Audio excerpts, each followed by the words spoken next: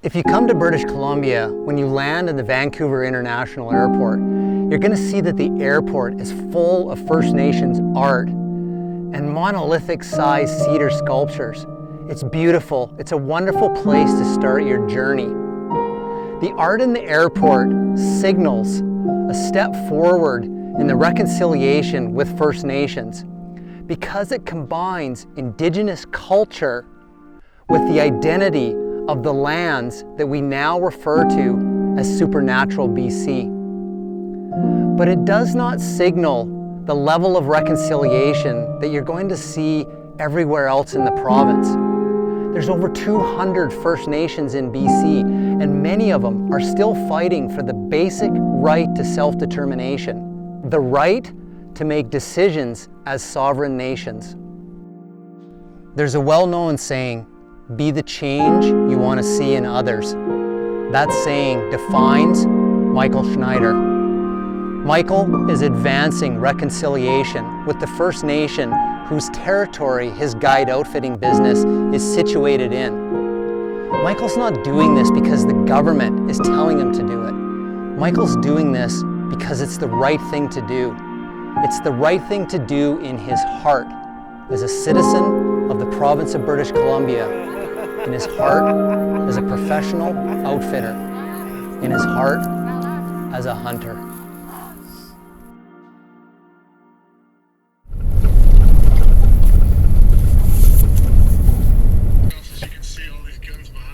Oh. On a Monday morning, so I think you're having more fun than I am. Are you packing my bags with those guns?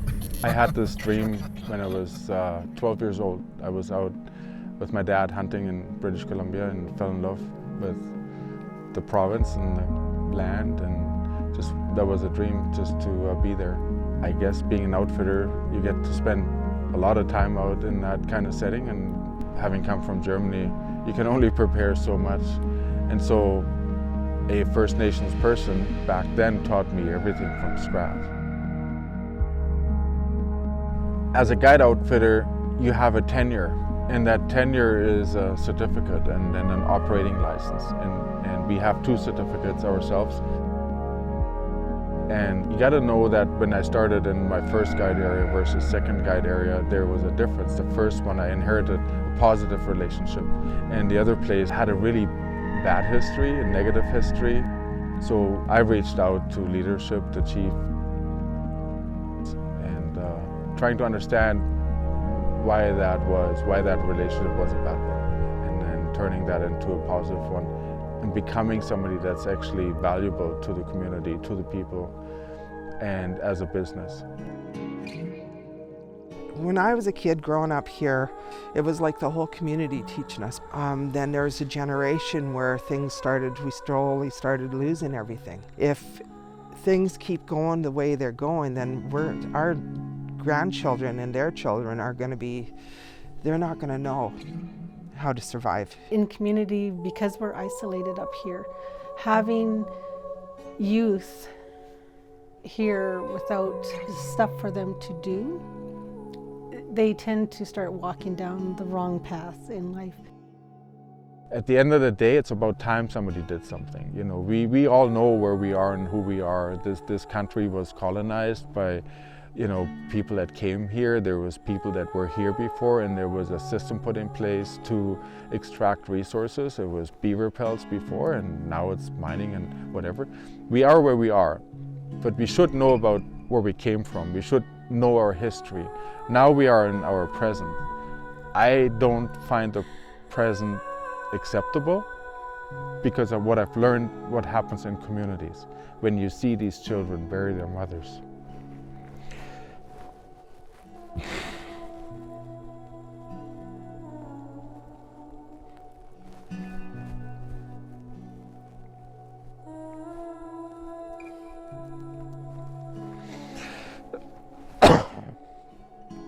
It's not okay.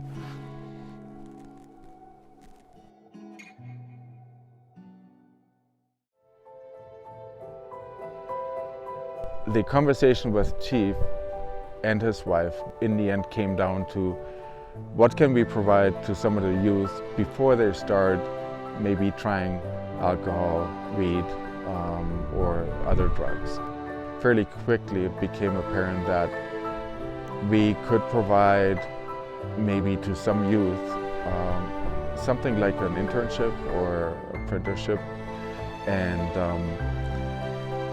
that turned into a bigger conversation with their education system, with their principal, and yeah, before you knew it, it was a full-blown apprenticeship, 3 years for each student. Christine, where's camp? Okay.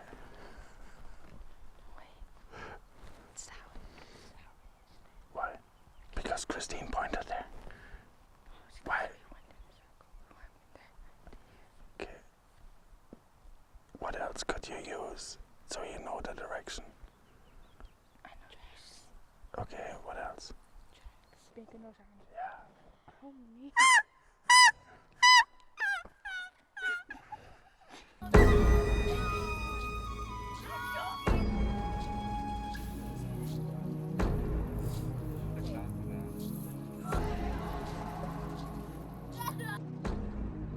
The Driftwood Apprenticeship Program is a program that Michael Schneider, a close friend of ours here, started as a way for him to play a key role in our community. I think back then he wanted to have a positive impact and a positive relationship with the Takla people, which is really honorable as an outfitter in our territory. Somebody asked me, what is this program you're doing? It is a 3-year apprenticeship program for an industry that doesn't have a formalized apprenticeship program. And the students are in it for 3 years, and they're learning about the business, the indigenous culture and traditions and ceremonies, and also about school education. So the program provides all those 3 teachings over 3 years, and after that they graduate high school as well as the program, and they have these certifications.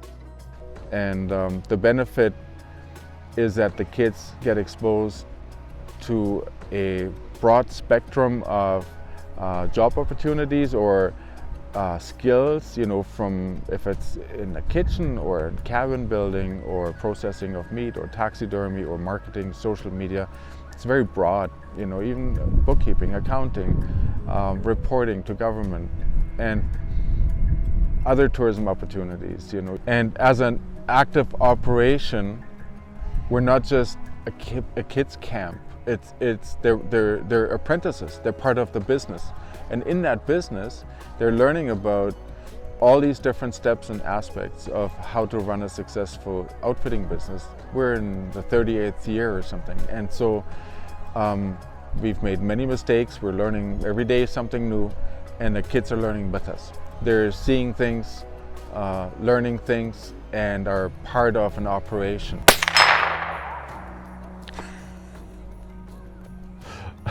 You don't take any time, eh? For our people in Takla, hunting is probably the most traditional and cultural thing you could do. I always say, when we talk about indigenous tourism, going on a mountain hunt or, hunting a moose up a river is probably the most traditional thing we do as people here. And so without that, I don't know, it's almost the foundation of our culture. So it's awesome to see that Michael enrolls those types of stories and experiences into his hunts and shares that as much as possible, and I think it really adds to the experience. I started the program May 2020, and I completed his apprenticeship program May 2023. Some of the things we were doing, we were hunting, guiding clients, building cabins, building sheds, teepees, fishing, kind of all you can name. We are in one of Michael's camps called Babine. It's a couple hours from town and middle of the forest. Lots of wildlife. You come out the camp and you go hunting and stay outdoors. In the wintertime you go trapping. Springtime, it's now, you go bear hunting. When I seen my grandson going through this program, and it just caught me like, if I could ask for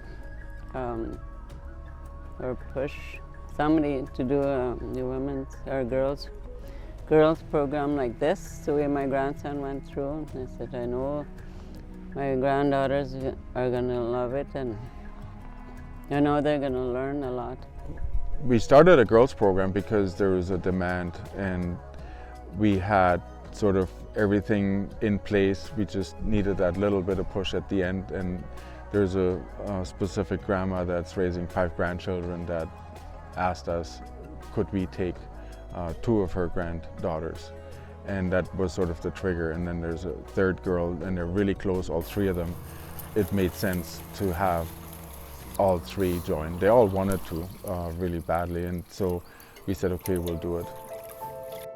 It makes me feel happy that we're all together right now. Because not much kids go outside anymore. I think people should come here because it's really fun and you get to go somewhere where you haven't been. This place is beautiful.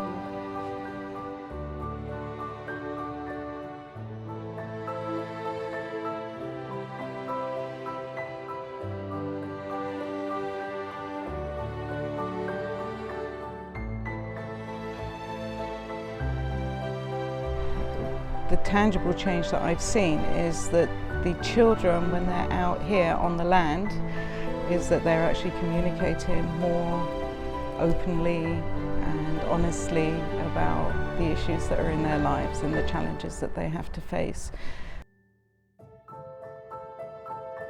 A while back, a youth that was going down the wrong path but has gone through the program and has since become a mentor for other children or other youth.